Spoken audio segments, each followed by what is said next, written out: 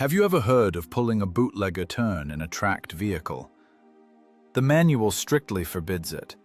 Machinery doesn't forgive that kind of abuse. Shafts snap, friction clutches burn out, and tracks get thrown, turning the vehicle into an immobile coffin. But when you have a defenseless medical battalion behind you and 3 brand-new German Panthers in front of you, the manual can go to hell. In this video, you will learn the story of one insane battle where the main stake wasn't armor thickness, but audacity and precise engineering calculation. How do you force a clumsy self-propelled gun to spin like a top in a viscous swamp? How do you fool German optics that can spot you from a mile away? And what terrible price did the crew have to pay for 3 seconds of superiority? Watch to the end to see how the weapon of the poor humiliated the Wehrmacht's best tanks using nothing but mud, inertia, and pure human fear. October 1944, Belarus. This wasn't an offensive anymore. It was survival in liquid cement. The sky over Polessie had turned into a leaden lid that had been leaking for 3 days straight, never stopping for a minute. The rain didn't just drip here, it hung in the air as an icy suspension, soaking through greatcoats, quilted jackets, and the soot on our faces. We were crawling at the very tail of the column, finishing off the remains of roads pulverized by the tank wedges of the breakthrough. Somewhere ahead, in the gray murk, T-34s were growling, biting into the soil with their wide tracks. But we were dragging along in the back. Su-76, the Columbine, the bitch, the bare-assed Ferdinand. Call it what you want, the essence is the same.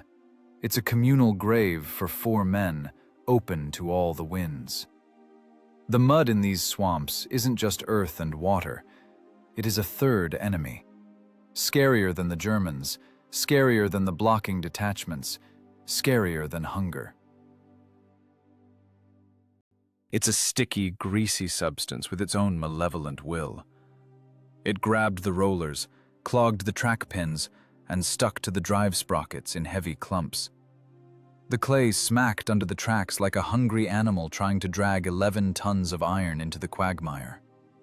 The engines howled. 2 coupled Gaz 203 engines, the heart of our machine. A capricious, weak heart stitched together from 2 civilian motors that hated working in a pair. If one started to sneeze or overheat, the machine would immediately pull to the side, right into the ditch, into the embrace of death. We didn't sit in warmth like the tankers. We had no roof. The fighting compartment of the Su-76 is open at the top, and on this October day, it had turned into a bathtub of ice water. The rain lashed right onto the gun breech, onto the ammo rack, onto our backs. Water accumulated on the floor of the fighting compartment, mixing with the oil, gasoline, and mud we tracked in on our boots. The sludge was sloshing at our ankles. Another 2 inches and it would reach the batteries. If the wiring shorted out, we would stall. And to stall here, in this swamp, meant staying forever. "Bail it out! Faster, damn it!" Sergeant Yakovlev's voice was no louder than the grinding of the gearbox, but it cut through the noise instantly. The loader, a kid of 19, grabbed a helmet. He scooped that brown slurry from the floor and splashed it over the side, right while we were moving. His hands were red, swollen from the cold and dampness. His fingers wouldn't bend. The helmet clanged against the metal floor again and again, the monotonous rhythm of hard labor. The water from outside poured back in, but he kept scooping. This isn't heroism. This is the mechanics of survival. If the water reached the terminals, spark, smoke, silence. And a tribunal for ruining entrusted equipment. Or a German sabotage group that would slaughter us in the night like blind kittens. Yakovlev sat in the driver-mechanic's seat. He was older than all of us. A former tractor driver, he felt this machine not with his hands, but with his spine. He knew when a clutch was just starting to slip, even before the sound of the engine changed. He drove the self-propelled gun in jerks, playing the throttle, not letting the tracks dig in. "Temperature!" he shouted, without turning around. 85 on the right, 90 on the left, I called back, looking at the dancing needles on the gauges. The glass on the sensors had fogged up. I had to wipe them with my sleeve every minute. "Heating up, the bastard," Yakovlev spat at his feet. "Fans can't keep up. Radiators are clogged with mud." It stank in the fighting compartment. A mixture of exhaust gases being sucked inside, the smell of wet dog from our greatcoats, and the sharp, sickly sweet spirit of overheated transmission oil. This smell ate into our skin, our hair, into the bread lying in our rucksacks. We breathed carbon monoxide and freezing steam. Our teeth chattered. Not from fear, not yet. From the vibration. The hull of the self-propelled gun shook in a fever. The light armor, only 15 millimeters on the front and sides, resonated from the engine's work. 15 millimeters. Think about that number. That's the thickness of a good hardcover book. A heavy machine gun punches through that armor from a distance of half a kilometer. Shrapnel from heavy shells tears it like a tin can. We weren't riding in a tank. We were riding on an open platform sheathed in sheets of boilerplate, with a ZIS-3 gun sticking out the front. To a German gunner, we weren't a target. We were a cardboard silhouette on a firing range. A training aid. "Hold the RPMs!" Yakovlev screamed when the left track suddenly slipped on a slick route. The machine jerked. The stern fishtailed, the nose went left, toward the black water of the swamp. Yakovlev yanked the right lever toward himself, compensating for the skid. The engines howled at the breaking point. It seemed the pistons were about to fly out through the cylinder heads. Metal clanged. The track caught on something solid under the layer of mud, and the self-propelled gun straightened out, continuing its tortuous path forward. "Close call," the gunner exhaled, pressing his forehead against the cold gun breech. The panoramic sight was covered with a canvas hood, but the water found the cracks anyway. Optics are eyes. If the lenses flooded, we were blind. The gunner guarded the panorama more than his own life. He warmed the eyepiece with his breath when we stopped, and covered it with his body when the downpour intensified. We were soaked to the bone. Water flowed down our collars, down our backs, pooled in our boots. My feet had gone numb an hour ago. You stop feeling your toes, then your feet, then the cold rises higher, to your knees. Only a dull, aching pain remains in the joints. The only warm spot is the engine bulkhead, but you can't lean against it. You'll get burned, and it vibrates so much it turns your insides over. Ahead, the column halted. The red taillights of an ammo truck blinked. We braked, the tracks carving deep furrows in the sludge. The engines dropped to idle, choking and sneezing. Silence fell suddenly, if you didn't count the noise of the rain and the strained coughing of the engines. Yakovlev climbed out of the driver's hatch, wiping his face with a dirty rag. "Kill the right one, let it cool down. Left on idle so the battery doesn't die." We froze in the middle of this gray nothingness. Around us, only the trunks of dead trees sticking out of the swamp like bones. And the rain. Endless, washing away all traces, turning the world into a monochromatic mess. "Are we stopped for long?" the loader asked, pouring another helmet full of water out. "Until we move," Yakovlev cut him off. Check the ammo rack.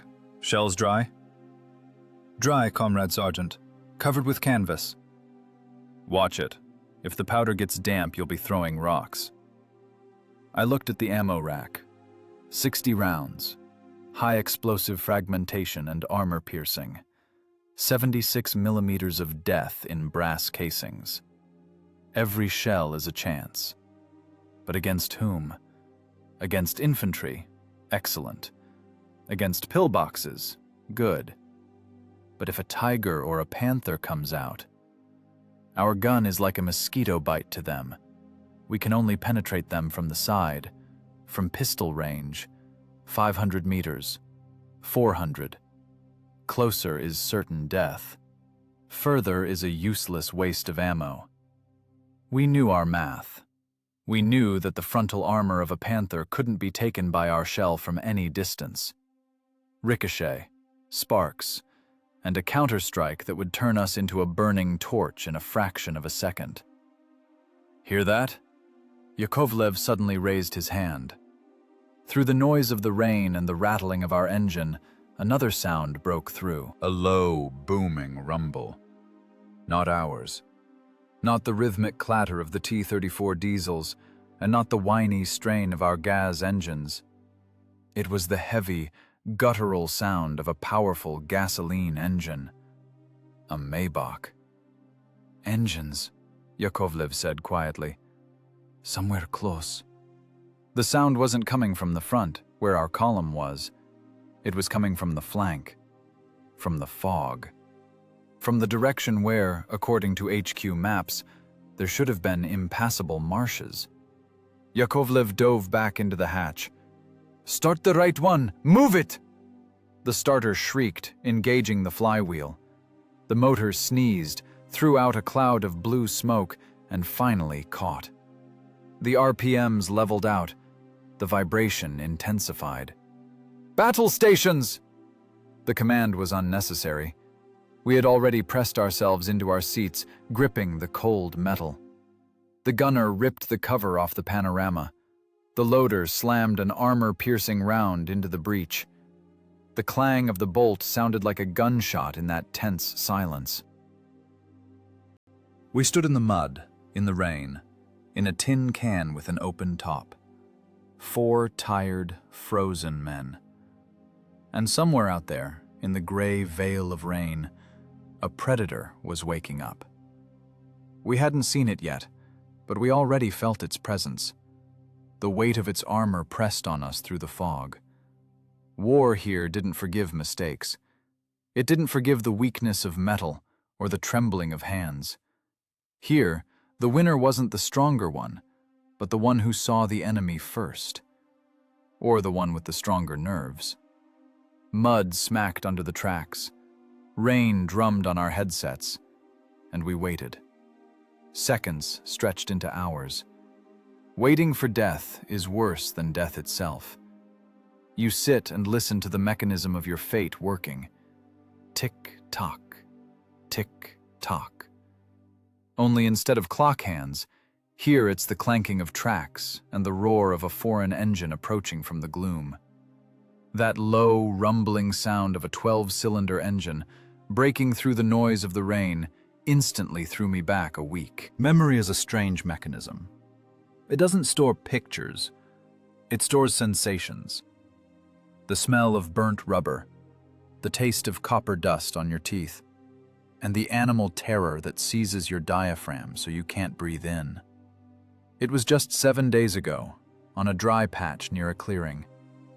The sun was still shining then, a deceptive autumn sun that didn't warm, only blinded the gunners. We were moving in a flight. 3 Su-76 self-propelled guns. We felt like a force. 3 barrels of 76mm caliber, 3 crews, 3 motors. It seemed we could smash through any defense. The illusion shattered in 3 seconds. A German Panther stood at the edge of the woods. We didn't even see it. Range, 1,500 meters. A mile of emptiness. For us, for our short-barreled ZIS-3 gun, that distance was astronomical. At such a range, our shell loses kinetic energy. It drops. It loses velocity. Even if you hit, it just bounces off the sloped frontal armor of the German cat, leaving black soot. We weren't opponents to them. We were just dots in the crosshairs of Zeiss optics. The first shot tore the lead vehicle apart. There was no sound of the shot, A 75mm shell with a long barrel flies faster than sound. First, you see your comrade's fighting compartment turn into a ball of fire, see the multi-ton machine jump like a toy kicked by a giant, and only then, lagging by a few heartbeats, comes the dry, whip-crack report of the gun. The Panther didn't hurry. It worked methodically, like a surgeon cutting out a tumor. Second shot, second machine. The shell entered the joint between the fighting compartment and the engine bay. The detonation of the ammo load instantly gutted the steel hull from the inside. There were no fuel tanks there. They are in the back. But the ammo rack blew so hard that sheets of armor flew apart like cardboard. The third machine, ours, managed to back up into the saving shadow of the forest. We survived only because the German gunner ran out of targets, or decided not to waste an expensive shell on fleeing game. That evening, sitting in a damp dugout by the light of a shell casing lamp, Sergeant Yakovlev gave us a debriefing. It wasn't a heart-to-heart. It was a dry lecture on applied ballistics and strength of materials. He laid out a grease-stained manual for captured equipment in front of us and poked a finger at the technical specifications column. His finger was black, with oil ingrained under the nail. It trembled, but his voice was hard as a file's steel. "Look here, Suicide Squad," he said quietly. "Look and remember, if you want to live until breakfast. The Panther's gun, 75mm, barrel length, 70 calibers. Muzzle velocity of the armor-piercing shell, almost 1,000 meters per second. You know what that means?" We were silent. The gunner, a young guy who just yesterday boasted about his accuracy on the range, sat pale, staring at a single point. "It means," Yakovlev continued, "that it punches through our 15mm armor cleanly from 2 kilometers. It sees us, it kills us. We see it, we only scratch its paint." He turned the page. "Now our math. Our shell penetrates its side armor, 40mm, only from a distance of 500 meters, and that's if the angle is 90 degrees. Do you understand? 500 meters. We need to get within pistol range of it. Walk a kilometer under its fire, remaining invisible. And from the front? From the front, it has 80mm, angled at 55 degrees. Effective thickness? Almost 140mm. Hit it point blank, you won't get through. Ricochet." "So with dead men?" The loader's voice broke into a squeal. "It means we have to think, not charge headlong," Yakovlev cut him off. "The main problem isn't the armor. The main problem is geometry." Yakovlev took a piece of charcoal and drew a diagram on the floorboards. A circle and a rectangle.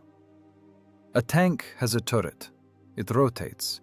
The Panther has a hydraulic turret traverse. It makes a full rotation in about 30 seconds and switches targets 90 degrees in less than 10 seconds. And us? He looked at me. As the driver mechanic, I knew the answer. And I didn't like that answer. "We don't have a turret," I said. "The gun is in the hull. Horizontal traverse angle. 15 degrees left, 15 right. To shoot to the side, I have to turn the whole vehicle." "Exactly," the sergeant nodded. "You have to disengage the clutch, brake one track, give gas to the other. In this mud, in this swamp, the tracks slip. A 90-degree turn will take you 15 to 20 seconds, and that's if the engine doesn't stall." Yakovlev circled the rectangle representing our Su-76 with the charcoal. "While you're spinning in the mud, roaring with the engine and throwing clods of clay, the German gunner simply turns a little wheel or presses the pedal of the hydraulic drive. His barrel will traverse faster than you can blink. We are a clumsy target. We are a tractor with a gun against a combat murder machine. In a one-on-one duel in an open field, our chances are 0.0. Silence hung in the dugout. The only sound was water dripping from the logs of the ceiling into a bucket placed underneath. "So what do we do?" the gunner asked. "Run?" Running is useless. It does 50 kilometers an hour on the highway, 30 on dirt. We on our gas engines go faster than 30 only downhill, and that's with a tailwind. No, the only chance is to force it to play by our rules. Yakovlev crumpled the rag in his fist. We have to be where it can't turn its turret fast enough. We have to be closer than it expects. We have to move in a way normal vehicles don't move. We have to fool its optics and its gunner. A tank is blind. It sees the world through narrow slits of vision blocks and a sight. It has tunnel vision. But we have an open fighting compartment. We see everything. That is our weakness. Any shrapnel is ours. But it is also our strength. We see the whole battlefield. He looked at each of us with a heavy, unblinking gaze. Remember the numbers. 500 meters, effective fire range. 400 meters, certain penetration. 300 meters, guarantee. But to get to 300 meters, we need to become invisible. Or bait. Now, sitting in the wet fighting compartment and listening to the roar of German engines, I replayed those numbers in my head. 1,500 meters, death. 500 meters, hope. 300 meters, life. Between these numbers lay an abyss filled with mud, fear, and cold calculation. Our bare-assed Ferdinand was created as an infantry support weapon, cheap and mass-produced. Weapon of the poor, as they said at HQ. We were stamped out by the thousands because it was fast and simple. Automobile components, a simple gun, minimum armor. We were exchanged for German tanks at a rate of 5-to-1. 5 of our burnt boxes for 1 knocked-out Tiger or Panther. The statistics of war, the dry accounting of death. But we didn't want to be statistics. We wanted to live. The gunner checked the aiming mechanism. The hand wheels turned stiffly. The grease had thickened from the cold. Elevation angle, normal. Horizon, normal, he whispered, like a prayer. I looked at the control levers. Lateral friction clutches, dry, multi-disc. They burned, they wore out. They required an elephant's strength to pull all the way. But that was all I had. My hands, these levers, and 2 gasoline engines that drank fuel by the bucket. "They're coming," Yakovlev said, looking through binoculars. 3 boxes. I see long barrels, with a muzzle brake. That's them. Panthers. 3 of them. The math of war was again not in our favor. 3 against 1. And that 1 made of cardboard. "Range?" the gunner asked. His voice trembled. "Still far, 1 kilometer. They don't see us. The rain is hiding us." Yakovlev lowered the binoculars. His face, etched with wrinkles and ingrained soot, was absolutely calm. It was the calm of a man who had already calculated all the options and chosen the only one that left any chance at all. A chance that was insane, impossible from the point of view of regulations and manuals. "Listen to my command," he said. "We won't get into a firefight. We will do what they don't expect. We will turn this self-propelled gun into a spinning top." I remembered his drawings on the rag, remembered that insane idea about the bootlegger turn, locking a track at full speed, using the inertia of an 11-ton machine on slippery ground. It would kill the final drive. It could tear off the idler wheel. It could flip us over. But it would allow us to traverse the gun faster than the MAN company's hydraulics could turn a Panther's turret. "Readiness number 1, Yakovlev commanded. "Load armor-piercing. Mechanic, first gear. Hold the clutch. Wait." The sound of engines approached. Now it wasn't just a hum. but the distinct clanking of wide tracks grinding Belarusian mud. They moved confidently, masters of life, the top of the armored food chain. They didn't know that in the bushes, up to its ears in mud, shivering from cold and strain, sat a small, vicious beast backed into a corner. A beast that decided to break the laws of physics to survive. Math ended. Solid body physics and strength of materials began. And psychology. Who would flinch first? The one protected by steel a finger thick, or the one covered only by wet canvas? This wasn't born in army headquarters or a design bureau. This was born at night, in a damp dugout permeated with the smell of mold and cheap tobacco. 12 hours before we saw the Panthers in our sights. Sergeant Yakovlev spread a piece of oily rag on his knee. This was his blackboard. Instead of chalk, a piece of charred wood, the light of the lamp snatched his rough fingers from the darkness, drawing lines that contradicted all the regulations of the Red Army's armored forces. "Look here." His voice was dry, devoid of emotion, like instructions for a fire extinguisher. "Here is the Panther. Here are we." He drew a thick cross and a small rectangle. "If we stand still, it kills us. If we drive straight, it kills us. If we try to turn tank style, one track stop, the other forward, we lose 8 seconds. In 8 seconds, the German has time to drink coffee, light a smoke, and send us an armor-piercing greeting." Yakovlev drew a sharp arc. "We don't need to turn. We need to throw the machine into a skid." I looked at him like he was a lunatic. The Su-76 isn't a pickup truck. It's 11 tons of steel on tracks. It has no steering wheel. It has no wheels. A skid on tracked equipment is an emergency situation. It's a catastrophe. It means thrown tracks, a de-shoed machine, broken rollers. "You want to do a bootlegger turn in a self-propelled gun?" I asked. "In this swamp?" "Exactly in the swamp," the sergeant nodded. "The mud is our salvation. On dry ground, we'd tear out the final drive with the meat. The grip on the ground is too hard. The metal wouldn't withstand the torque. The shaft would snap. But here..." He poked the wood chip into the earthen floor, which had turned into slush. "Here, the friction coefficient is almost 0. We slide like a cow on ice." Yakovlev began to explain the physics of the process.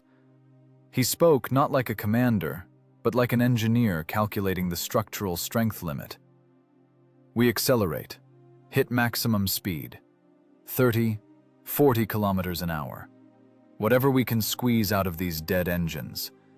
We head straight for the swamp, pulling them with us." Then a sharp command.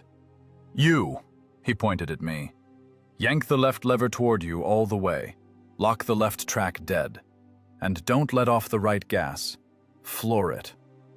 In theory, I understood what would happen. It's pure kinetics. The left side stops, the right continues to push, the center of gravity shifts forward. The inertia of motion, these 11 tons, accelerated to the speed of an express train, tries to drag the machine straight ahead. But the locked track works like an anchor. A monstrous torque is created. The machine should spin, not smoothly like on a parade ground, but instantly, in a jerk. The rear part, where the engines are, will fly forward by inertia, describing an arc around the locked track. "We'll spin 180 degrees in 2 seconds, Yakovlev concluded.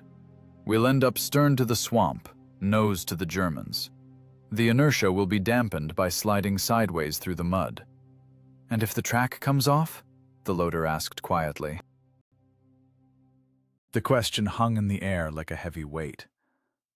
The track of an Su-76 is a flimsy ribbon of small links. The pins there are held on by a prayer. With a lateral impact, with such wild tension when the entire weight of the machine presses on a single strip of metal, the risk of throwing a track is 99%. "If it comes off, we're corpses," Yakovlev answered simply. But if we don't do this, we're also corpses. We have a choice between guaranteed death and a 1 in 10 chance. I choose the chance. He continued to draw. Now it was a firing diagram. When we spin, the Germans won't understand it. Their eye is used to tank dynamics. Tanks don't move like that. They'll think we've been hit, that we're skidding, that we've lost control. We'll have 1 second of enemy confusion. While their gunner is figuring out why the Russian SPG suddenly stood sideways to the course, we must fire. The sergeant looked at the gunner. In the moment of the turn, the G-force will press you into the side. You'll lose your orientation. The world in the sight will turn into a blurred smear. You have to catch the horizon by instinct, not with your eyes, but with your inner ear. As soon as the machine stops spinning, press the trigger. Don't aim long. Shoot at the silhouette. The distance will be 200 or 300 meters. You won't miss. It was insane geometry. We had to turn our weakness, lightweight and narrow tracks, into an advantage. A Panther weighs 45 tons. It is inert. It is stable. It cannot spin like a top. It is a flat iron. And we are a tin can that can be thrown into a skid if you don't pity the transmission.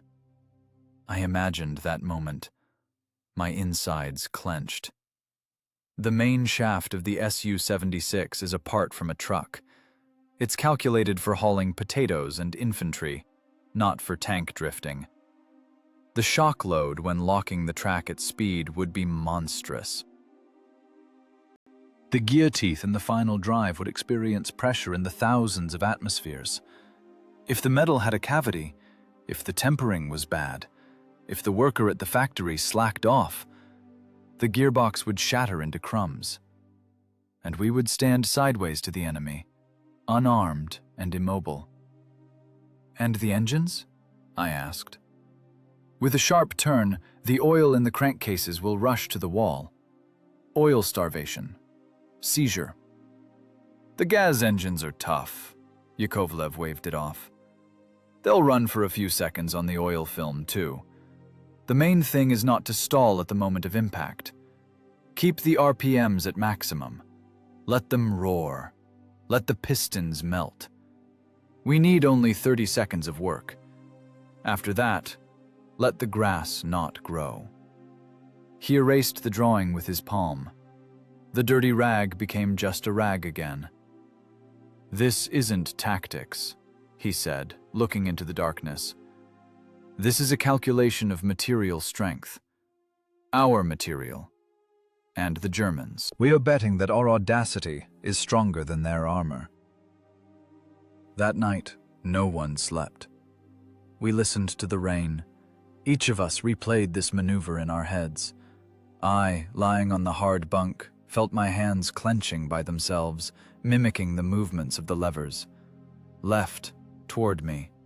Right, away from me. Gas pedal, to the floor. Teeth clenched. Yakovlev didn't sleep either. He sat by the exit, smoking a hand-rolled cigarette and looking at the rain.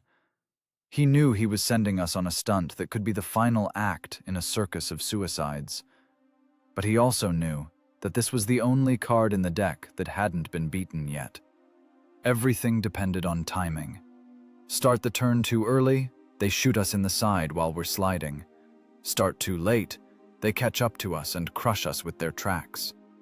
We needed to catch that elusive moment when their confidence in victory reached its peak, when they relaxed, anticipating easy prey, and then strike. All our lives, all our past and future compressed into a single geometric point, the pivot point.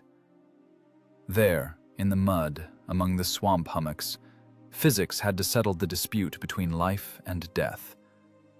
And the judge in this dispute would be centrifugal force. Need to tighten the tracks, Yakovlev suddenly said into the darkness. The tension must be like a guitar string. If there's even a little slack, We'll throw them." We got up and went out into the freezing downpour. In total darkness, by touch, using large wrenches, we turned the tensioning mechanisms of the idler wheels. The wrenches slipped, tearing skin off our knuckles. Mud clogged the threads. We swore in whispers, but we turned. Every turn of the nut was an investment in our lives. The metal rang with tension. The track ribbon tightened, becoming rigid, ready for the ultimate load. We were preparing our machine for torture. We were preparing it to do the impossible. The Su-76 stood in the mud, small, angular, shivering from the cold, and waited. Waited for a human to force it to jump over its own head, or break its back. The proving ground, a loud word for a cleared strip in the rear, where the mud was exactly the same as on the front line, only without shell craters. It was 2 days before the meeting with the Panthers. We were practicing what was called criminal negligence in the manuals for driving self-propelled artillery installations. We were breaking the machine to learn how to survive in it. I stood before the open hatch of the transmission compartment. The acrid smell of burnt asbestos and overheated metal hit my nose. The Ferodo linings on the brake drums were smoking. "Comrade Sergeant, the clutches will burn out," I shouted, trying to shout over the noise of the cooling engines. "They aren't designed for such jerks. The main shaft will twist into a corkscrew." This isn't a Stalinets tractor, this is, damn it, an automobile coupling. Yakovlev looked at the smoking pads as if he were studying a star map. He wiped his hands with a rag, leaving black smears of oil on his face. "If they burn, we'll replace them." His voice was frighteningly calm. "But if you burn together with the crew, there will be no one to replace. Get behind the levers." Arguing was useless. Yakovlev saw this machine not as government property, but as a tool. A crude, imperfect tool, requiring brutal handling to produce a result. I climbed back into the driver's cramped gut. The seat, a hard metal bowl upholstered in leatherette that had long ago cracked and frozen through. On the right, the gear shift lever, taken straight from a truck. On the left and right, the lateral friction clutch levers, long, stiff sticks that controlled life and death. "Start it up!" The command hit my ears through the intercom. I pressed the starter buttons. First the right. The Gaz 203 sneezed, spat out a gasoline mixture, and started rattling. Then the left. Vibration went through the hull, echoing in my tailbone. Synchronizing their work was an art. You listen to this double howl and catch the moment when they start singing in unison. If they're out of sync, the machine will pull. "Third gear, full gas," Yakovlev commanded. "Accelerate to 30. I depressed the clutch pedal. It was heavy, as if I were pressing my foot on a concrete slab. Jammed it into third. The machine jerked, clanging its tracks, and went forward. Mud flew in a fan from under the drive wheels. The speedometer trembled. 10, 15, 20 kilometers an hour. The engines roared at the limit, the tachometer needle bouncing in the red zone. 3,000 RPM. For automobile engines, this was a cry for help. Ahead, a wall of forest. 100 meters to it. 50. "Left stop, right full," Yakovlev screamed. This was the moment of truth for the metal. I leaned my whole weight on the left lever, pulling it toward me to the stop. The linkage worked. The clutch disengaged. The band brake gripped the drum in a death grip. The left track stopped dead. At the same time, my right foot pressed the gas pedal into the floor, forcing the right engine and right track to work to the tearing point. The impact was of such force, it was as if we had crashed into a concrete wall. I was thrown onto the levers chest first. The gunner in the back flew helmet first into the gun breech with a dull thud. The loader, who hadn't managed to grab the handrail, rolled across the ribbed floor, scraping his knees. But the machine obeyed. The kinetic energy of 11 tons, multiplied by inertia, worked like a gigantic lever. The stern of the SPG, carried by the mass of the engines, flew forward in an arc. The Su-76 broke into a side slide. The mud, liquid and slippery, played the role of lubricant. The tracks didn't bite into the soil. They slid over it, piling up a wave of earth in front of them. The world in the vision slit spun in a mad kaleidoscope. Forest, sky, field, forest again. Everything smeared into a gray-green streak. Inside the fighting compartment, there was the crash of falling spare parts boxes, the ringing of shell casings, and the choice cursing of the crew. Centrifugal force pressed me into the right side, flattening my ribs against the cold steel. It seemed the turret would tear off. A turret we didn't have. It seemed it would tear the fighting compartment off the ring mount. Sharp stop. The machine froze. I let go of the left lever. My hands were shaking with a fine, nasty tremor. My heart was pounding somewhere in my throat. There was ringing in my ears. We were standing exactly 180 degrees to the direction we were driving a second ago. "Time!" Yakovlev wheezed. The gunner, rubbing his bruised forehead, glanced at the stopwatch hanging around his neck. 3 seconds, Comrade Sergeant. 3 seconds for a full turn. 3 seconds. Not 30, like the manual says. Not 20, like with a tank turn in place. 3. That was faster than the rotation of any German turret, faster than the reaction of any German gunner. But the price. In the compartment, it smelled of burning, even stronger. Blue smoke crawled from under the floor, from the transmission hatches. That was the brake linings burning. Metal screeched, cooling down after monstrous overheating. Suddenly, another shout came from outside. "What are you doing, you idiots? Did you decide to wreck the machine?" The regimental commander was running toward us. The colonel was crimson with rage. He had seen this pirouette from the side.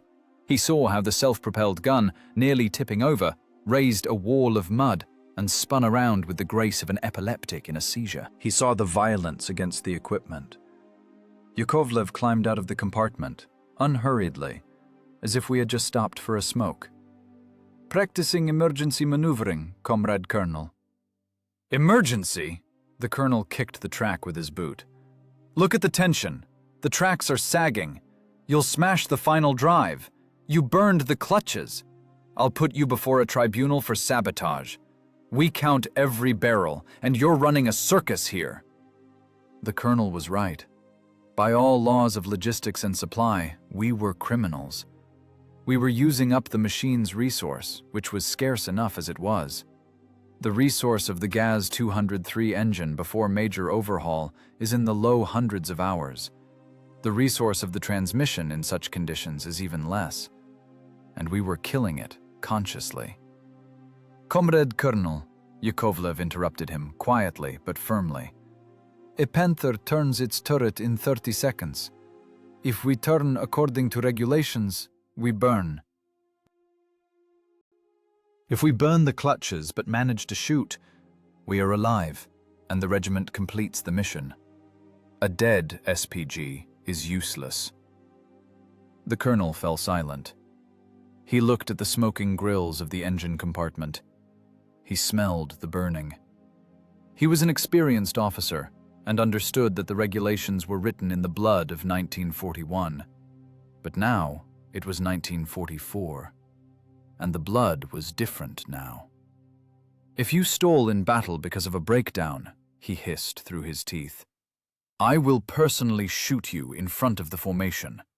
Understood?" "Yes, sir," Yakovlev saluted. "Fix it, and be in formation tomorrow." The colonel left, squelching his boots through the mud. We were left alone. The smoke was dissipating. "Hear that?" Yakovlev turned to us. "We have permission. Unspoken, but we have it." He said he'd shoot us, the loader grumbled, picking up scattered shells from the floor. He said if you stole. That means we can't stall. Mechanic, get underneath. Check the linkages. Tighten the bands. We have the night to turn this scrap metal into a weapon of victory. That night we didn't sleep at all. We lay under the belly, in the mud, with wrenches in our teeth. We adjusted valve clearances. We tightened brake bands until they rang. We sorted through track pins, knocking out the bent ones with a sledgehammer. Fingers were skinned to the blood, oil ingrained into pores so deeply it wouldn't wash off even with gasoline. We knew the limit of the metal. We heard the steel groan during that turn. The sound was terrible. A gnashing, a squeal, a low hum of tension ready to tear molecular bonds. But we also knew that sound was the sound of life. Now, 2 days later, sitting in ambush and listening to the enemy approach, I remembered that training skid. I remembered the sensation of impact against the armor. I remembered the smell of burnt asbestos. My hands remembered the effort on the levers. Metal can break. A clutch can burn out. But as long as they hold, as long as the gears catch each other even by the edge of their teeth, we have a chance. 3 seconds. Only 3 seconds to cheat death. And we were going to squeeze everything out of those seconds. The rain intensified. Now it wasn't just water from the sky, it was a wall cutting us off from the rest of the world. Memories of the proving ground and the dry crackle of friction clutches vanished, washed away by the icy stream. We returned to the present, to October 44, to the swamp that was trembling. The vibration transmitted through the hull bottom straight into the spine. First you feel it with your feet, then it rises higher to the stomach, causing nausea. This isn't the tremor of the earth from explosions. This is soil resonance under the weight of colossal mass. 3 machines, each weighing 45 tons, moved synchronously. 135 tons of German Krupp steel were grinding Belarusian clay 100 meters from us. Out of the grey veil looking like sour milk, silhouettes began to emerge. First they were just dark spots, denser than the surrounding fog. Then geometry appeared, the rigid, chopped, predatory geometry of the Wehrmacht. No smooth lines like on our T-34, only angles. Sloped frontal plate capable of deflecting any medium-caliber shell. Wide gun mantlet, resembling a bulldog's jaw. And the barrel. Long, disproportionately huge for such a hull, the barrel of a 75mm gun with a muzzle brake on the end. Panthers. They moved in a wedge, confidently, arrogantly. They didn't sneak like us. They floated. Their famous interleaved suspension with overlapping road wheels swallowed the unevenness of the terrain. Where our self-propelled gun would jump and clatter the crew's teeth, the Panthers went smoothly, rocking like ships on a heavy swell. It was a mesmerizing and terrifying picture, the triumph of engineering thought created exclusively for murder. They didn't see us. Not yet. We stood turret deep, that is, fighting compartment deep, in the bushes, blending with the mud and the gray sky. Engines worked at the lowest RPM, whispering, not roaring. The rain was our ally. It blurred outlines, dampened sound, clogged the enemy's optics. But that was small comfort. The distance was closing. 800 meters. 700. I looked through the driver's vision block. The glass had fogged. I had to rub it with my finger, leaving greasy smears. My field of view was limited to a narrow slit, but even that was enough to assess the scale of the catastrophe. Before us were not just tanks. These were hunters out on the prowl. Their turrets were not turned toward us. The barrels looked to the right, toward the road where the tail of our column was stuck. "Wounded," the loader whispered. I squinted to the right. There, on the sodden dirt road, stood 3 pickup trucks and 1 Studebaker. On the canvas of the truck beds, large red crosses, blurred by the rain. Vehicles of the medical platoon. They had no chance to escape. Wheels bogged down to the hubs. Drivers and medics darted around, trying to put branches under them. But it was agony. The Germans knew where they were going. Their recon worked cleanly. They came out exactly on the flank of the stuck column. For the Panther crews, this wasn't a battle. It was a shooting gallery. Execution of stationary targets. They didn't even need to waste armor-piercing rounds. A high-explosive shell hitting a truck bed turns wood, canvas, and human bodies into bloody mince. The German commanders didn't even close their hatches. I saw a head in the commander's cupola of the lead tank, an officer in a black side cap with headphones around his neck looking through binoculars. Was he smiling? Or was it a grimace from the rain? He felt like a god of war. Around him, no one who could penetrate his frontal armor.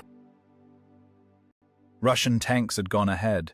Artillery had fallen behind. Only trucks with Ivans wrapped in bloody bandages remained. Inside our compartment, the air thickened to the consistency of jelly. It smelled of adrenaline, a sharp, sour smell of sweat that breaks through even the stench of gasoline. Fear has a smell, and right now, we all stank of fear. The loader's hand, gripping the shell, began to shake. The casing clanged against the breech. The sound seemed deafening to me, like the strike of a bell. "Comrade Sergeant, they're going to... right now." The kid's voice broke into falsetto. "We have to hit! In the side! We see them! 600 meters!" He jerked toward the gun lock to chamber the round. "Belay that!" Yakovlev's voice wasn't loud, but heavy, like a sledgehammer blow. He grabbed the loader's hand, hard, until the wrist crunched. "Don't breathe without a command." "But our guys are there, wounded!" Tears stood in the loader's eyes. "If you shoot now, we all die." Yakovlev wasn't looking at him, but at the Germans through binoculars. "The first shell might not go through, or ricochet. They'll turn around in 10 seconds and burn us, and then calmly finish off the column. To them, we are a nuisance to be removed before lunch." The sergeant was right, with the cruel mathematical righteousness of war. Our 76 millimeters against their side armor at this distance, it's a lottery. The angle of impact was about 40 degrees. Ricochet almost guaranteed. We would only reveal ourselves. We would become target number 1, burn in a minute, and change nothing. "Endure," Yakovlev hissed. "War is who outweights whom. Wait until they expose themselves. Wait until they believe they are alone here." The psychology of a crew in such minutes is a taut string. You sit in an iron box, knowing that death walks outside. Your brain screams, "Fight or run." Instincts demand action.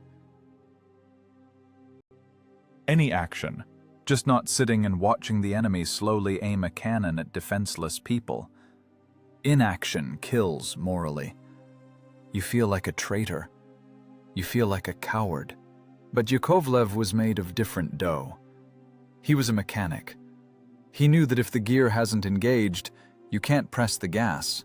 You'll break the teeth. You have to wait for the moment of synchronization. "Let them come close," he whispered, not taking the binoculars from his eyes. "Let them get pulled into the swamp. Let them believe in their impunity." The lead Panther stopped. The barrel dipped up and down, stabilizing. A puff of blue smoke burst from the muzzle. Shot. The blow to the ears came instantly. The shell passed over us with the shriek of tearing atmosphere and hit the last truck. The explosion was short and vicious. A fireball swelled where the cab had been. Splinters, pieces of metal, and something dark and shapeless flew into the air. "Bitches," the gunner exhaled. His fingers went white on the aiming wheels. The Germans didn't hurry. They savored the process. The second tank slowly turned its turret, choosing the next victim. They ignored the bushes to the left. Why check the bushes when defenseless prey is in front of you? A predator looks at meat, not at grass. That was their mistake, and our only chance. "Range 500, Yakovlev stated. His voice became completely icy, devoid of human intonation. "They are entering the kill zone, but the angle is bad. Wait." I felt cold sweat running down my back. My legs on the pedals had turned to wood. I was afraid that when the command came, the muscles simply wouldn't work. We were a small platform open to all winds, with a gun that the army called Goodbye Motherland. Against us were the best tanks in the world, the elite of the Panzerwaffe, technical perfection, Zeiss optics, Maybach engines, armor hardened to Krupp's highest standards. But they lacked one thing. They lacked the desperation of the condemned. They had something to lose. They wanted to live, to return to the fatherland as heroes, and we had already mentally said goodbye to life. We were beyond the line, and that gave us a strange, terrible freedom. In the fog, the figures of the Panthers seemed huge, monsters from childhood nightmares made flesh in metal. The clanking of their tracks sounded like a funeral march. But in that clanking, I heard something else. Heaviness. They were bogging down. I saw the ground sinking under their road wheels. I saw the engines straining, throwing out black smoke to turn the tracks in deep mud. The swamp was accepting them. The swamp was calling them. "Get ready," Yakovlev said quietly. "The dance starts now." He put his hand into his tunic pocket and took out something small. For a second, I saw the corner of a photograph. Daughter. Then he hid it back, closer to his heart. Buttoned the button. "Loader, HE!" "Armor piercing, right?" The gunner was surprised. "High explosive, I said," the sergeant barked. "We're hitting the tracks. Take the shoes off the lead one, the rest will panic." It was a decision not of a tanker, but of an engineer. Not trying to penetrate the impenetrable, but destroying the running gear. Immobilize. Turn the tank into a pillbox. The loader yanked out the armor-piercing round, threw it on the rack, and grabbed a high-explosive one.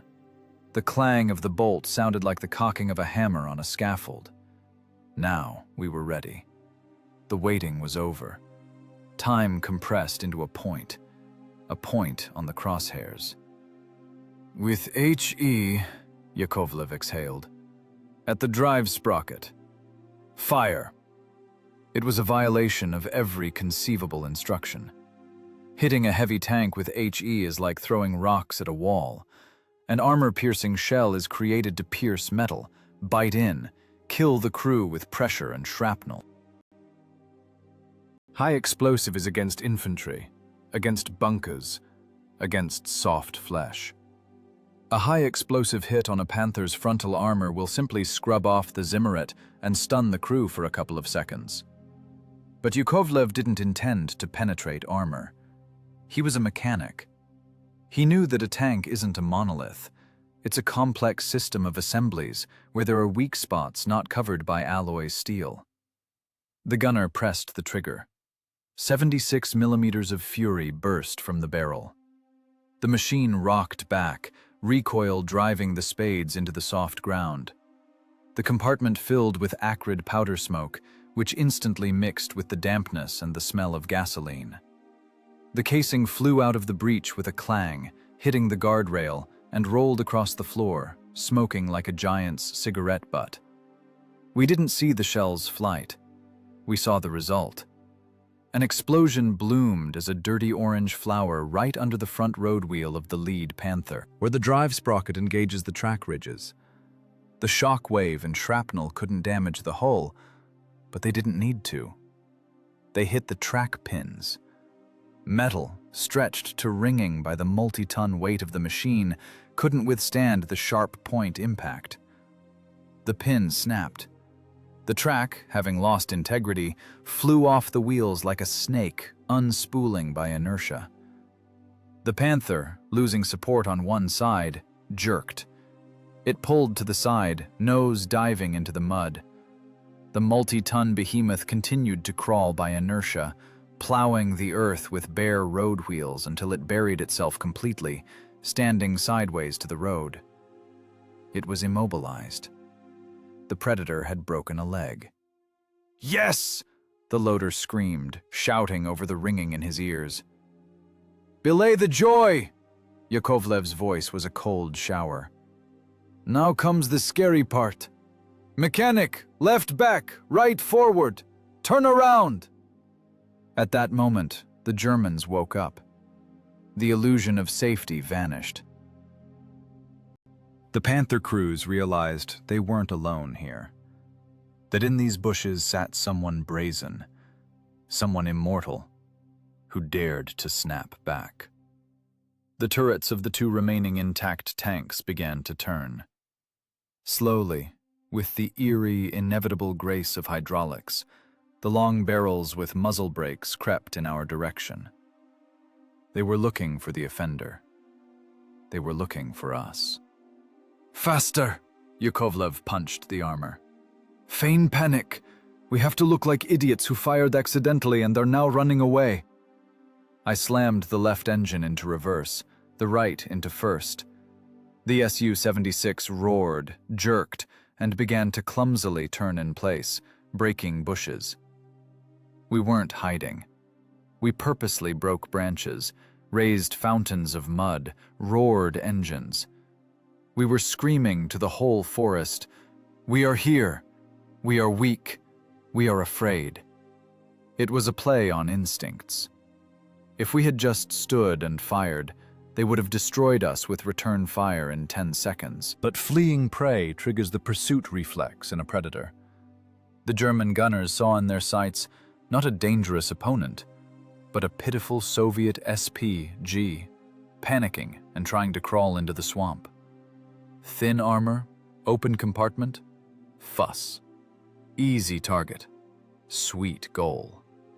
They forgot about the trucks with the wounded. Why waste shells on immobile trucks that aren't going anywhere when an arrogant suka looms nearby, having disabled their commander? Revenge. That feeling now controlled the German crews. Come on, baby," I whispered, feeling the levers resist the thick sludge. The machine turned its stern to the Germans. Now we were completely defenseless. 2 barrels of 75mm caliber were looking at our back, covered only by a thin sheet of steel and a canvas tarp. One hit, and we would be smeared across the front wall of the compartment. "Gas! Full gas! Heading for the swamp!" Yakovlev commanded. I mashed both pedals into the floor. The gas engines howled, choking on gasoline. The self-propelled gun jumped forward, or rather backward from the Germans, toward the boggy lowland, to where the map showed a quagmire, to where Yakovlev had marked the point of our insane pirouette. We were running.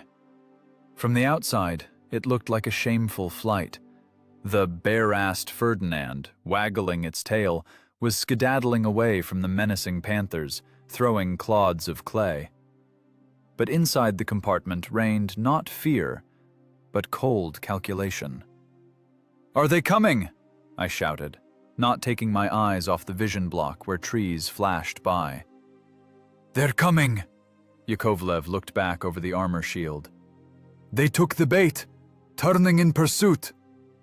2 Panthers drove off the more or less solid dirt road and moved after us. They didn't shoot. They wanted to get closer. They didn't want to waste shells on a bouncing target in the bushes. They wanted to shoot us point blank, for sure. Confidence in their armor and power played a cruel joke on them. They thought they were cornering a rat.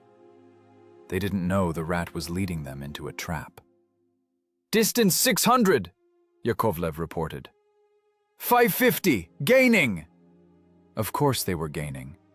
They had powerful Maybachs, wide tracks, interleaved suspension. They went through mud better than we did. We were bouncing on hummocks, risking flipping over. The Su-76 suspension is torsion bar, but stiff. Every impact transmitted to the spine. We were being tossed around the compartment. The loader gripped the shell rack with both hands so as not to fly overboard. The gunner pressed his head to his chest, protecting his eyes from hitting the sight. "Don't drive too fast," the sergeant suddenly reined me in. "Let them taste blood. Keep them on a leash. 400 meters. Don't let them break away, but don't let them get too close." It was the art of a tightrope walker. Driving fast enough not to get a shell in the back right now, but slow enough that the Germans wouldn't decide to stop and shoot from a standstill. We had to pull them along like on a string, force them to move. While a tank is moving, it shoots worse, even with their stabilization. While they are driving, they are looking at the road, not in the sight. Ahead appeared a clearing, the one. A flat area flooded with water, under which lay deep, viscous clay, the ideal skating rink for our deadly dance. "Attention, crew!" Yakovlev's voice drowned out the roar of the engines. "Approaching the point. Prepare for maneuver. Loader, armor piercing in the barrel. Move it!"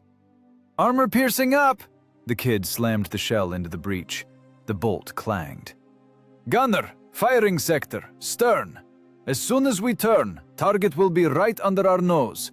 Don't look for weak spots. Hit center mass. From this range, we'll punch through the side."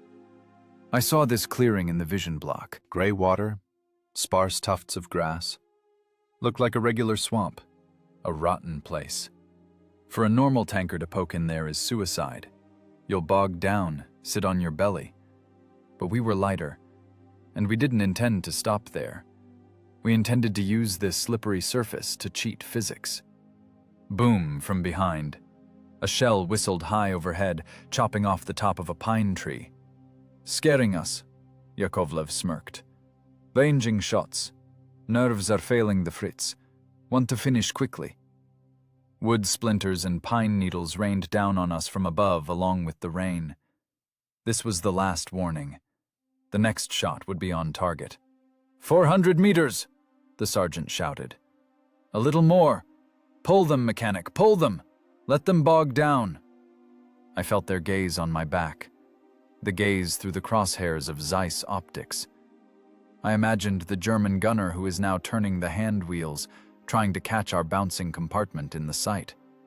"Where will you go, Russian?" he thinks. "Swamp ahead." "You drove yourself into a trap." He was right. Ahead was a swamp. But he was wrong about one thing. We aren't the victim. We are the bait. And bait is sometimes poisonous. The engines were overheating. The temperature needles had long gone into the red zone. Steam poured from the engine compartment, mixing with exhaust.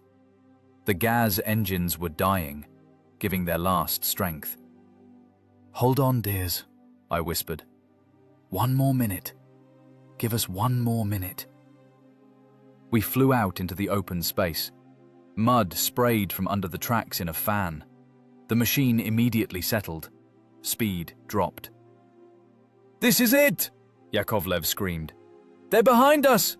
Entering the clay!" I risked a glance in the rearview mirror, a small shard wired to the strut.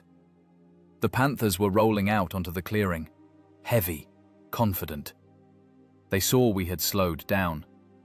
They saw we were done for. And they stepped on the gas to close the distance for the final shot. The trap snapped shut. They entered the zone where their weight became their enemy, and our lightness an advantage. The stage was set. The audience took their seats. The orchestra of 2 overheated engines and heartbeats played a crescendo. "Prepare to turn!" Yakovlev's command sounded like a verdict.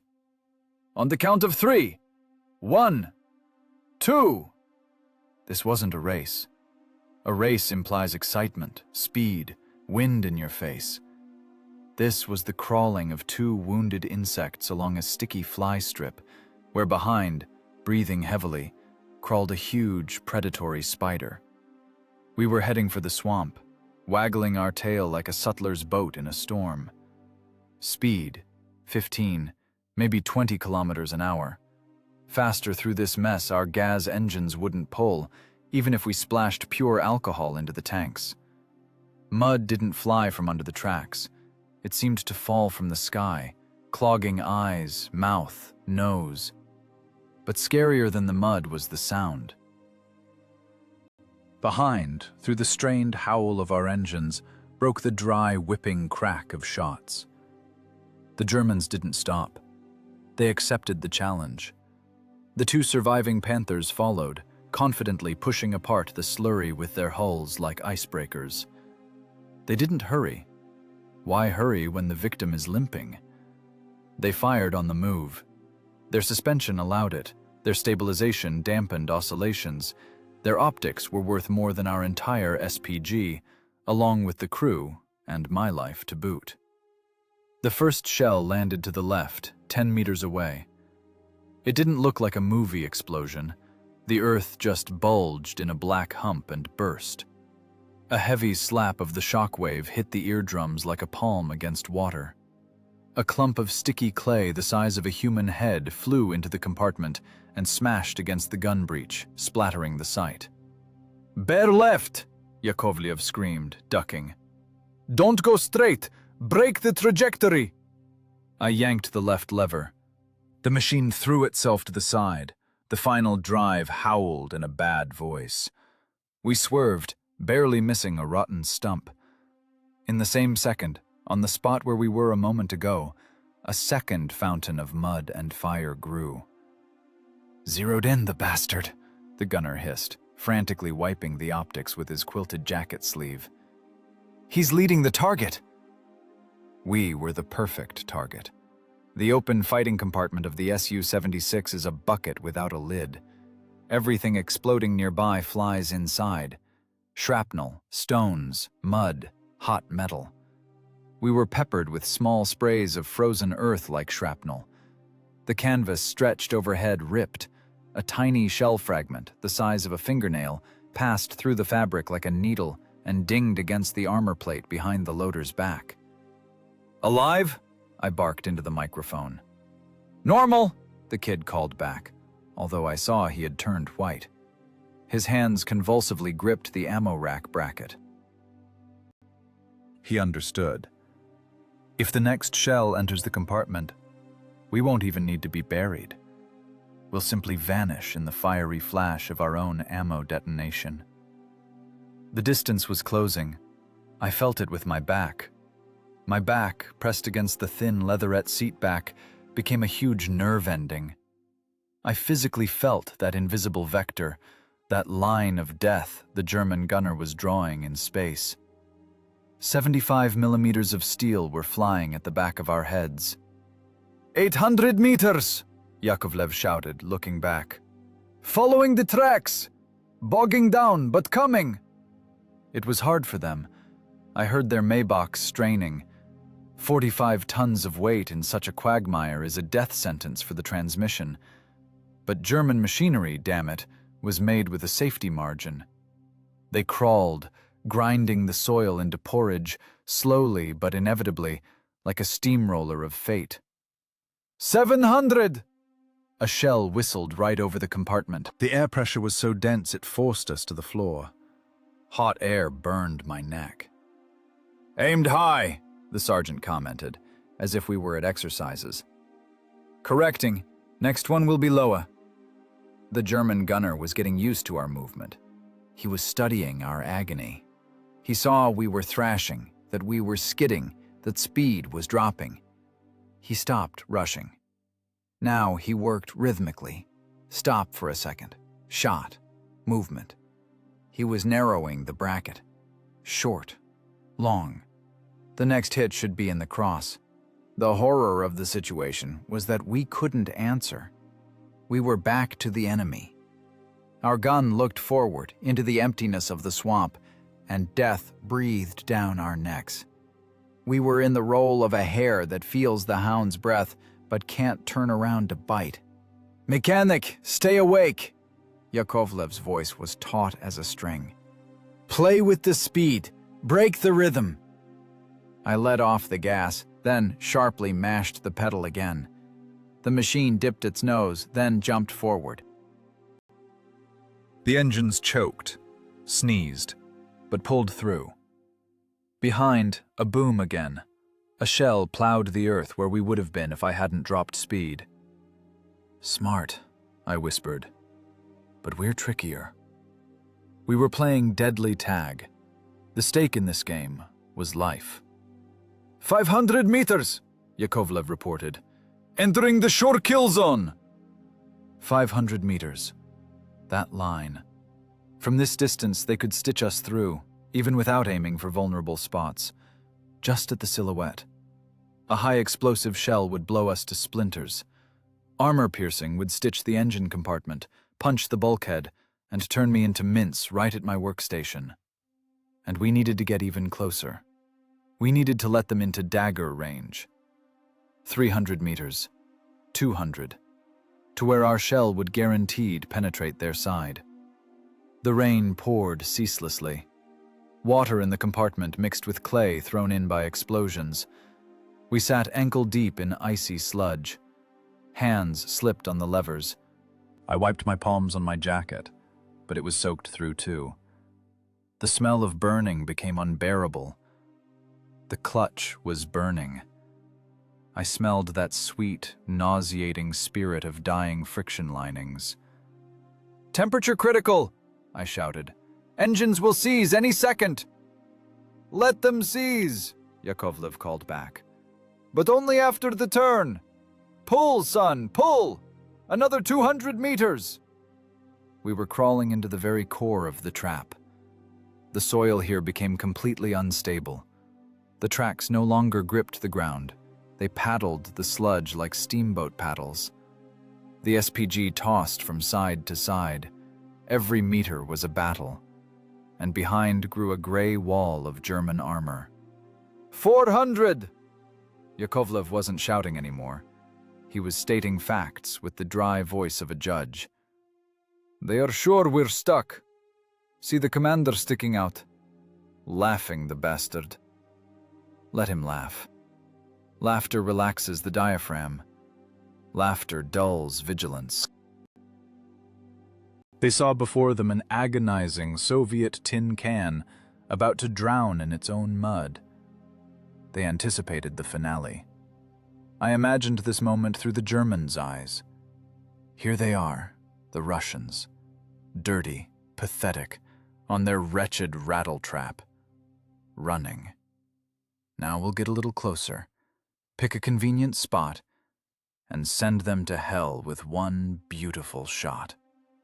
This confidence was their poison, and we were feeding them this poison spoon by spoon, meter by meter. 350, Yakovlev raised his hand. "Get ready." The gunner gripped the hand wheels so hard his knuckles turned transparent. He no longer looked in the sight. There was only the gray murk of the swamp in front of us. He looked at Yakovlev's back, waiting for the signal. 300, the sergeant exhaled. Now I heard the clanking of their tracks more clearly than my own thoughts. They were close, huge, terrible, invincible. I felt the trembling of the earth under their weight. It seemed they would just run over us now and crush us without wasting ammo. Inside me, everything compressed into a tight, cold knot. Fear was gone. Only ringing emptiness remained, and a clear understanding of the task. Now, one more second, one more heartbeat, We reached the point of no return. Further, only the bog where we drown, or that insane pirouette that either saves us or kills us. "Mechanic!" Yakovlev's voice became soft, almost fatherly. "Go." At that moment, a German shell hit very close. A shard, the size of a palm, slammed into the side armor plate with a scream, striking sparks. The blow was of such force that the machine swerved. Ringing in the ears drowned out all sounds, but I wasn't paying attention anymore. My consciousness narrowed to 2 levers and 1 pedal. Physics waited. Kinetics accumulated in the accelerated mass of metal. Death stood behind my left shoulder and looked at a stopwatch. "Time!" Yakovlev shouted, and I yanked the lever. Distance, 200 meters. Point of no return. At that moment, time stopped flowing linearly. It compressed into one infinitely dense point, pulsating in my temples with beats of blood. All sounds of the outside world, the roar of German Maybachs, the whistle of wind, the drumming of rain on armor, disappeared. Only the howl of our overloaded engines and Sergeant Yakovlev's hoarse shout in the headphones remained. "Left stop! Right full gas!" I didn't think. The brain shut down, yielding to reflexes hammered into the subcortex by hundreds of hours of grueling training. My left hand yanked the lateral friction clutch lever toward me, to the stop, until the shoulder joint crunched. Muscles swelled in knots. I had to not just disengage the clutch, I had to tighten the band brake dead, lock the left drive wheel as if it were welded to the hull. Simultaneously, my right foot mashed the gas pedal into the floor, crushing the rusted metal of the floorboard. It was violence against the machine. Brutal, crude rape of mechanics. The left track stood rigid. The track teeth bit into the liquid clay, tearing off the turf, going half a meter into the ground. It was an anchor, a dead fulcrum. But the right side lived. The right engine howled at the tearing point, putting out every horsepower remaining in it. The drive wheel spun at mad speed, throwing a fountain of mud back as high as a 2-story house. Inertia worked. 11 tons of metal flying forward suddenly hit an obstacle on the left. All kinetic energy accumulated during acceleration transformed into torque. A monstrous force picked up the stern of the SPG, the heaviest part where engines and transmissions stood, and hurled it forward, in an arc around the locked left track. The world inside the compartment flipped. Centrifugal force, merciless and blind, hit us like a giant hammer. I was plastered right shoulder and ribs into the side wall. Breath caught. The headset slid over my eyes. I felt skin scraping off on rough welds, but there was no pain. There was only wild animal fear that now, in this fraction of a second, the metal wouldn't hold, that a track pin would snap, that the final drive would crumble, that the machine would simply tip onto its side, and we would drown in the mud under our own weight, helpless as overturned beetles. From the outside, it looked like a catastrophe. The Su-76, small and angular, suddenly disappeared into a wall of brown sludge. It raised a tsunami of swamp water and clay that hid its outlines. It didn't turn. It spun like a top, furiously, frantically, violating all laws of tracked vehicle movement. Mud flew in all directions like shrapnel, flooding vision blocks, clogging vision slits. Inside, there was a roar like a train wreck. Spare parts boxes tore off their mounts. Empty casings rolled across the floor with a crazy ringing. The gunner, gripping the aiming wheels, hung on them like on a pull-up bar, his feet lifted off the floor. The loader, pressing a heavy shell to his chest, sprawled on the ammo rack, praying to all known gods that the slug wouldn't slip out and crush his foot. "Hold! Hold, bitch!" I screamed, addressing not the crew but the left clutch. The brake band was burning. I felt that smell even through a runny nose and the burning. Acrid chemical stench of burning Ferodo filled my lungs. Asbestos turned to dust. Friction heated the brake drum red hot. But it held. Old Soviet metal, made by the rough hands of women and children in Ural factories, groaned, but held. The screeching was such that ears popped. That was the track sliding sideways over the ground, stripping the top layer of earth. The machine shook in a fever. It seemed rivets would fly out of their slots now, and the hull would fall apart into sheets. In the narrow slit of the vision block, I saw forest fly by as a blurred smear, then gray sky, then forest again. The horizon tilted. My vestibular system went crazy. I didn't understand where was up, where was down. I knew only one thing. As long as I was pressed into the side, we were spinning. It lasted an eternity. In reality, 1.5 seconds, maybe 2. 2 seconds in which we turned 180 degrees. The Su-76 performed a bootlegger turn in the mud, a maneuver impossible for a tank, impossible for a tractor, impossible for common sense, but possible for desperation. "Brake! Both stop!" Yakovlev's scream cut through the chaos. I let off the gas and yanked both levers toward me, locking both tracks. The machine jerked one more time, now forward. Residual inertia tried to drag us further, but the tracks bit into the ground. The Su-76 rocked on its suspension like a boat on a wave and froze. The mud raised by our pirouette began to settle. Heavy slaps of clay fell on helmets, on canvas, on the gun breech. We were covered in an even layer of liquid earth. Faces, hands, instruments, everything became one color, the color of war. But the main thing wasn't that. The main thing was that we were standing. We hadn't flipped. We hadn't thrown a track. The engines, choking and sneezing, continued to run. And the main thing, we were looking the other way. There, where a second ago was our vulnerable stern, covered only by a millimeter sheet of iron, now rapaciously loomed the muzzle of the ZIS-3 gun. The long barrel with the muzzle brake looked exactly where we came from.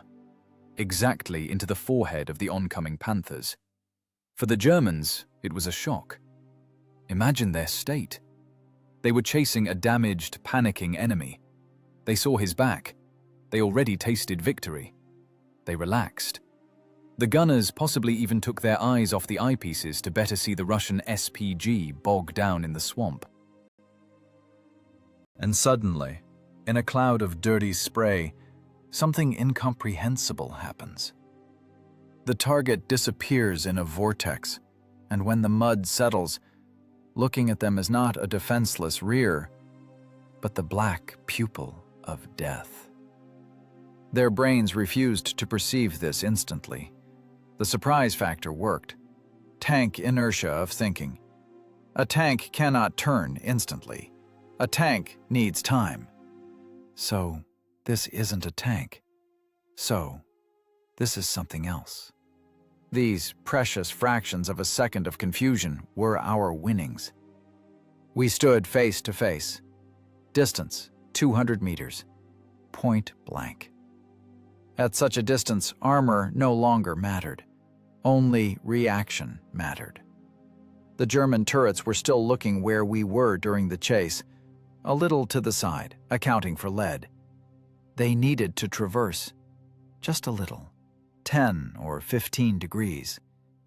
Panther hydraulics do this fast, but not instantly.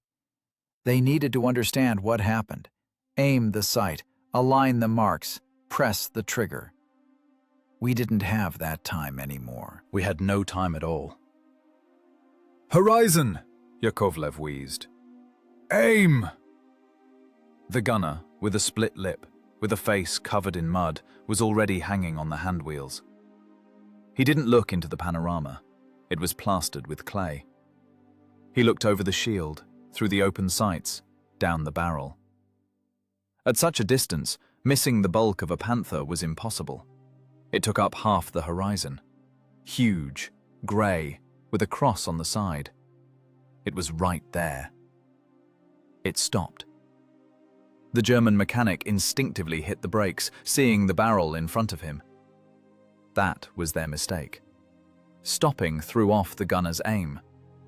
The tank dipped its nose. The Panther's barrel went down into the ground. It needed a second to stabilize. That second belonged to us. All our preparation, all the burned nerves, all this insane skid for the sake of this 1 second. I felt the floor trembling under my feet.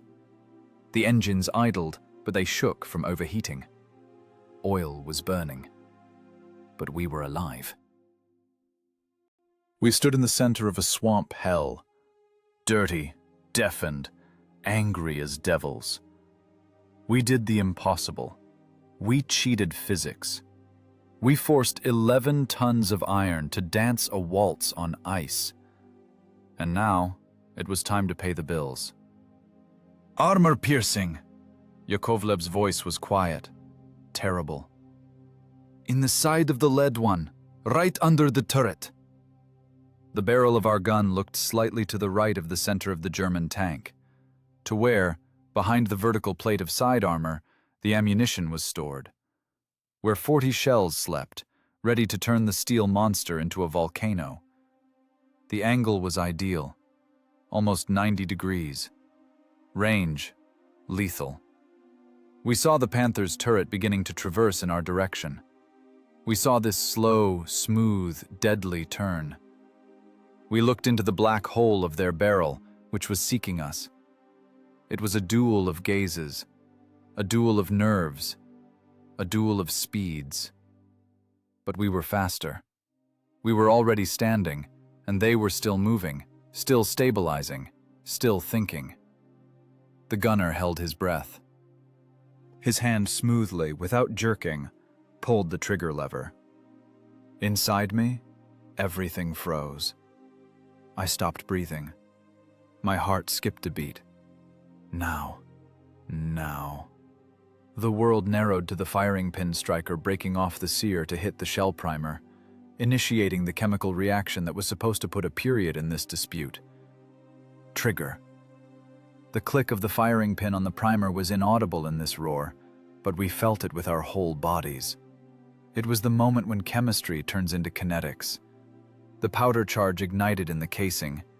Gases compressed in the limited volume of the chamber hit the bottom of the projectile with a force of 2,500 atmospheres. The armor-piercing slug BR-350, weighing over 6 kilograms, tore off the rifling. The shot of a ZIS-3 gun isn't a pop. It's a hammer blow to the skull.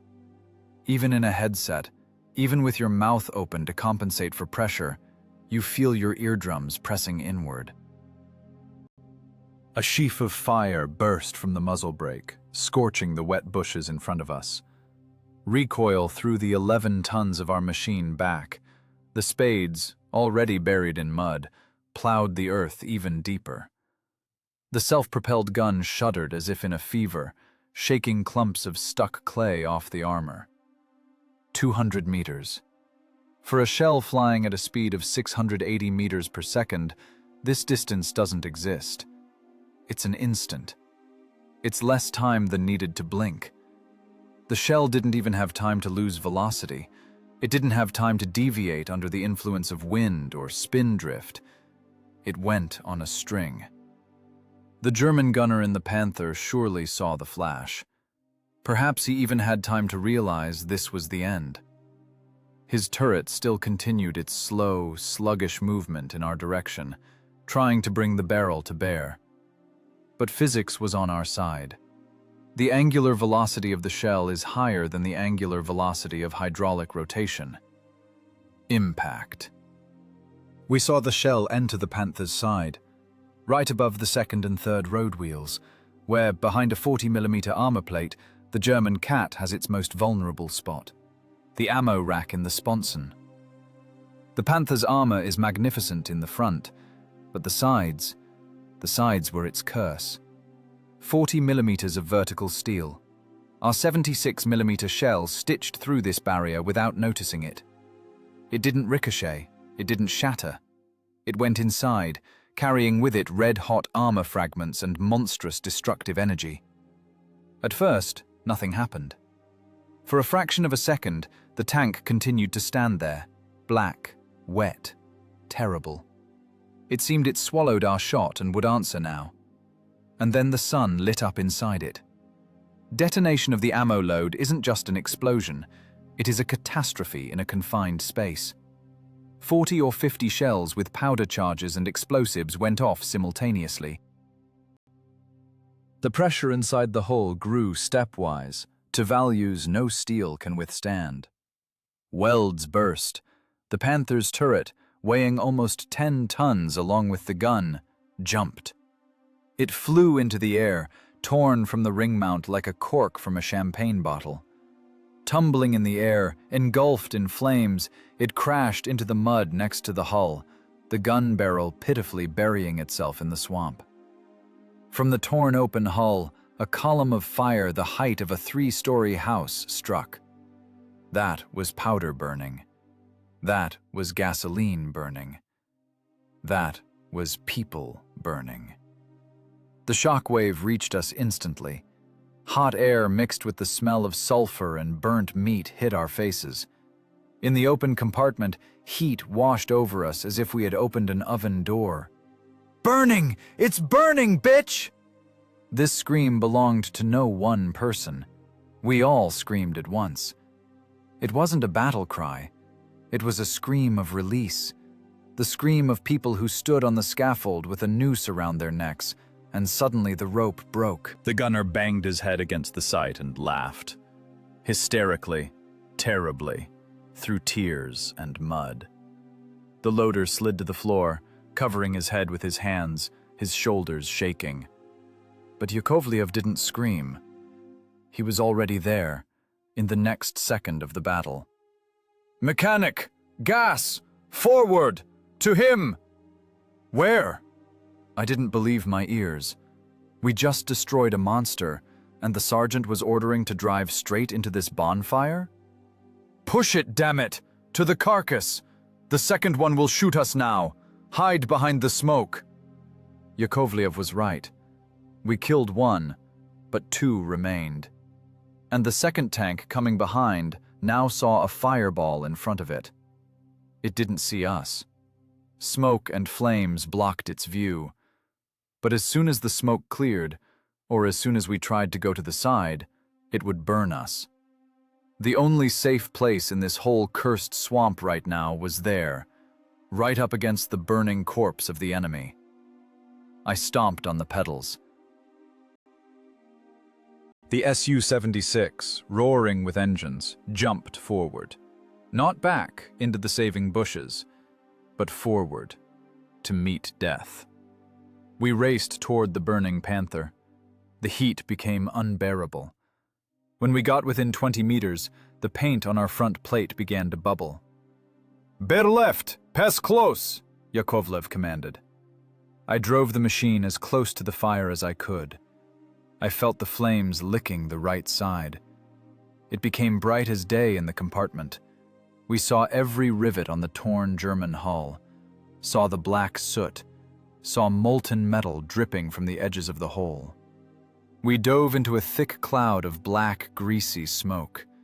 Smoke from burning German gasoline and road wheel rubber was dense as cotton wool. Nothing was visible in it, neither us nor to us. We moved by instruments, blindly, hoping not to crash into the blown-off turret. Smoke clogged our lungs. We coughed, eyes watered, but we were alive. This stench was the smell of life. While we were in the smoke, the second German tank was silent. Its gunner saw only a wall of fire and soot. He couldn't shoot blindly. The risk of hitting his own, even if already dead, was too great. German discipline, German order. They don't shoot if they don't see the target. And at that moment we, brazenly, daringly, under cover of their own catastrophe, slipped through the dead zone. Through, Yakovlev exhaled when we popped out on the other side of the smokescreen. Now the burning Panther was between us and the rest of the Germans. We used it as a shield. The huge carcass of the tank reliably blocked the firing sector. Into the woods! Head for the woods! The sergeant pointed the direction. While they're dithering! I drove the machine toward the trees. The engines howled at the limit. Temperature went off the scale. Instrument needles convulsed, but the gas engines pulled. They understood that the crew's fate was being decided right now. Mud flew from under the tracks. We jumped over hummocks, barely keeping our helmets on. Behind came another explosion, the second rack of ammo detonating in the burning Panther. Armor fragments whistled over us, chopping branches. But that was a farewell salute. We were leaving. Alive, the loader whispered. He sat on the floor, hugging an empty casing like a child. His face was black with soot. Trails of tears flowed down his cheeks, leaving light stripes. Brothers, alive. The gunner wiped blood from his split lip and suddenly screamed, "Take that, bastards! Take that! That's for Kolya, for the platoon, for everyone!" He shook his fist toward the smoke, swore, laughed. It was survivors' hysteria. The adrenaline that kept us toned all these minutes began to let go, replaced by uncontrollable trembling. My hands shook so much I could barely hold the levers. My legs turned to cotton. Yakovlev was silent. He sat in his seat, hunched over, looking at the gauges. His hands, black, covered in abrasions and oil, lay on his knees. He wasn't celebrating. He was listening to the engines. "Right one's missing," he said quietly. "Overheated. Gasket blew, most likely." It was a phrase returning us from heaven to earth. We performed a miracle. We destroyed machinery that was superior to us head and shoulders. We survived hell. But for Sergeant Yakovlev, a former tractor driver, the war wasn't over. War is work, and now his tool was damaged. We drove under the canopy of trees. Thick pine needles hid us from prying eyes. The rain was quieter here, but drops still fell down our collars, cold and sobering. "Stop," Yakovlev commanded. "Kill it." I turned the ignition keys. The engines, jerking one last time, went quiet. Silence fell. Ringing, deafening silence of the autumn forest, broken only by the crackling of cooling metal and the distant, no longer scary rumble of German tanks backing up, afraid to poke into this cursed Russian swamp where even panthers burn. In this silence, I heard my heart beating, hollowly, heavily, hitting against my ribs. I tried to unclench my fingers gripping the levers, but they wouldn't obey. My hands cramped. I had to unbend them one finger at a time, grimacing from pain. We sat in our iron box, wet, dirty, smelly. It smelled of burnt gunpowder, gasoline, sweat, and fear. But this smell was better than any perfume. It was the smell of victory. Not the kind painted on posters with banners and beautiful poses, but real trench victory. Dirty, heavy, agonizing. Victory consisting of precise calculation, strong nerves, and the readiness to burn alive, but not retreat. Yakovlev climbed out of the hatch, jumped to the ground. His legs buckled. He grabbed the track so as not to fall. Then he straightened up, took out a tobacco pouch. "Smoke break, men," he said, and his voice trembled for the first time in that hour. "Smoke break." We did it. We looked at the smoke rising above the edge of the forest. A black pillar propped up the low sky. There, in the swamp, the myth of the invincibility of German weapons was burning out. And here, among the birches, A Soviet Su-76 self-propelled gun, assembled from automobile parts and human fury, was cooling down. A point-blank shot placed a period. But we still needed to realize the price of that period. Silence returned to the swamps, not immediately.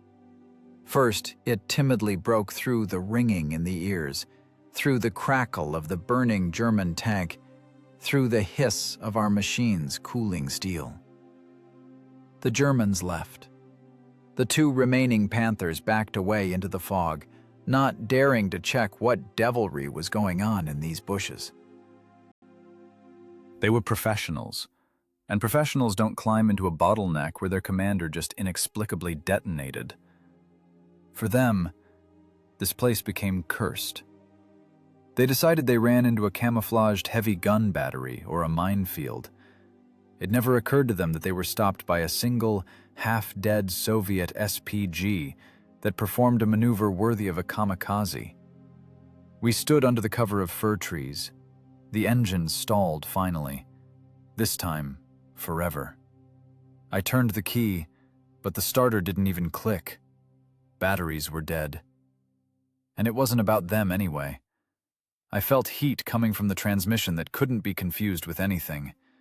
It was the heat of dead metal. The lateral friction clutches baked into a single monolith. The reduction gears, having survived the monstrous impact of the turn, turned into metal shavings. The main shaft was likely twisted into a screw. Our Columbine died. She gave everything she had, to the last joule of energy, to the last turn of the crankshaft. She completed a task she wasn't designed for, and now she was cooling, crackling like a corpse cools. I tried to climb out of the hatch, but my body refused to obey. My hands shook with a fine, nasty tremor. It was the come-down. The adrenaline storm ended, leaving devastation and weakness. Muscles, overstrained to the limit, now hung like whips. I barely unclenched my fingers, which seemed fused to the levers. The skin on my palms had burst. Bloody prints remained on the levers. Above, on the armor of the compartment, sat the gunner. He took off his headset and simply exposed his face to the rain. The rain washed away the soot, leaving dirty streaks on his neck. He was deafened. I said something to him, but he didn't react, just looked at one point, where behind the trees rose the pillar of black smoke from the Panther. His lips moved. Maybe he was praying. Maybe swearing. Or maybe just repeating the multiplication table to make sure his mind was intact. The loader climbed out through the rear board and sat on the track. He was vomiting. Physiology took its toll. The body was dumping tension in the most primitive way. He was just a kid, this loader, 19 years old. Half an hour ago, he held death of 76mm caliber in his hands, and now he sat doubled over, small, pitiful, infinitely alive. Sergeant Yakovlev remained in the commander's seat. He didn't hurry. He slowly, with a kind of solemn care, rolled a cigarette. The matches were damp. He struck once, twice, third time. Finally, the light flared. He inhaled deeply, to the very bottom of his lungs, and let out a stream of blue smoke which immediately mixed with the steam from our greatcoats. "Alive," he uttered. His voice was creaky, like an ungreased hinge. He reached into the breast pocket of his tunic, took out the photograph. Water got to it after all. The corner of the snapshot was soaked, the paper warped. But the face of the girl with white bows was clearly visible. Yakovlev ran his thumb over it, wiping a drop of mud off the photo paper. He looked at it for a long time, as if checking coordinates. There, in peaceful life, was his daughter. Here, in the mud hell, was the reason why she was still alive. "Comrade Sergeant," I wheezed, finally climbing onto the armor. "The gearbox is done." We won't move. Yakovlev nodded without taking his eyes off the photo. Don't need to. Infantry will drag it from here, or the repair battalion if they get here. She's done her marching. He patted the wet, cold side of the compartment with his palm. It was a goodbye. Without tears, without pompous words. Simply the gratitude of a master to his tool, which broke but didn't fail. Su-76, Suka, bare-assed Ferdinand. How many curses fell on her open compartment, on her weak engines, on her thin armor? But today she became a fortress. Today she became a ballerina who danced a pirouette of death under the nose of steel monsters. Suddenly, a sound came from the road. Not the clanking of tracks, not shots. A horn. An ordinary car horn. We turned around. The trucks with red crosses were moving. The Germans left, freeing the sector under fire. The drivers of the pickups, realizing the battle had died down, that the terrible Panthers disappeared, gunned it forward, squeezing everything out of their engines. The column came alive. A Studebaker drove past us, tearing through bushes. The driver leaned out of the cab, face bandaged but eyes shining. He waved to us. From the bed, lifting the canvas, wounded looked out. Someone gave a thumbs up. They didn't know the details. They didn't see our insane turn. They knew only one thing. They were going to be shot like in a gallery, but someone small and angry intervened and saved them. We watched them go. 4 dirty, deafened men on a smoking pile of metal. Here is the price. The price of burned clutches. The price of gray hairs that will appear on me tomorrow morning. The price of the risk Yakovlev took. 3 trucks with people. 50, maybe 70 lives. It was worth it. Even if we had burned there, in the clearing, it would have been worth it. But we didn't burn. Yakovlev hid the photograph back, closer to his heart. Buttoned the button.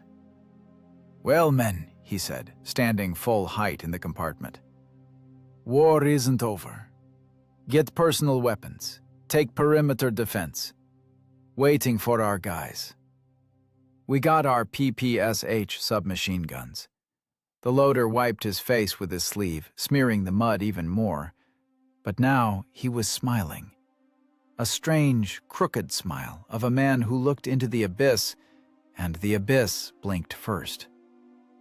We sat and listened to the forest. Now it sounded different. Not threatening. It was just a forest. With wet pine needles, with wind, with the smell of autumn. I thought about the math of war, about armor thickness, about calibers, about muzzle velocity. All those numbers, all those specs that engineers and generals are so proud of. Today we proved there is a magnitude that cannot be measured in millimeters and kilograms. The human factor. Or, to put it simply, will. Su-76 is a weapon of the poor. A weapon that is mass-produced, simple, cheap. But in the hands of those backed into a corner, those protecting their own, this weapon of the poor becomes scarier than any king tiger. Armor is just iron. It saves from shrapnel, but it doesn't save from fear. True armor is what is inside the crew. It is the mechanic's trust in the commander. It is the gunner's calmness. It is the speed of the loader's hands. We won not because our gun was more powerful. We won because we dared to do what the German, sitting in the comfort of his steel box, couldn't dare to do. We bet everything, and we broke the bank. Evening was falling. The rain began to subside, turning into a light drizzle. Somewhere, far away, in the east, our artillery rumbled. The main front was approaching. I leaned my back against the still warm metal of the engine compartment. My hands were still trembling, but my heart beat steadily. We will live. We will fix this machine, or get a new one. We will go knead mud again, sleep in water, and swallow smoke. But this day, this October day of 1944, will stay with us forever. The day we made death make room. The day of the pirouette in the Belarusian swamps. Memory isn't granite monuments. Memory is the smell of a burnt clutch, which I will smell for the rest of my days. And the understanding that the impossible becomes possible if you have someone to cover with your back.